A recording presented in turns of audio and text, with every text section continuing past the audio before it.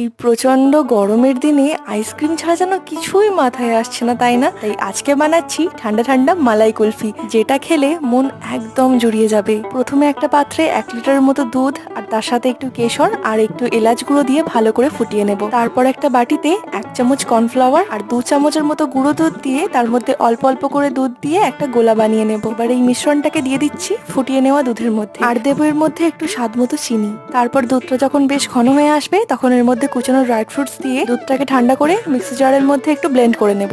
এবার এটাকে কুলফি মোল্ডের মধ্যে ঢেলে একটা সিলভার ফয়েল দিয়ে মুখটা বন্ধ করে ওপর থেকে একটা আইসক্রিমের কাঠি দিয়ে দেবো। আর এই কুলফি মোল্ড গুলো আমি রিসেন্টলি মিশো থেকে কিনেছিলাম। আর এই কুলফি গুলোকে আমি 7 থেকে 8 ঘন্টার জন্য ফ্রিজে রেখে দিয়েছিলাম। ব্যাস তাহলেই তৈরি হয়ে যাবে আমাদের দারুণ টেস্টি মালাই কুলফি। আর তোমাদের এই কুলফি রেসিপিটা ঠিক কেমন লাগলো অবশ্যই কিন্তু আমাকে কমেন্ট করে জানিও, আর বাড়িতে একবার বানিয়ে দেখো, আশা করছি খুব ভালো লাগবে। আজকের জন্য এইটুকু, আবার দেখা হচ্ছে কাল নতুন একটা ভিডিও নিয়ে। টাটা।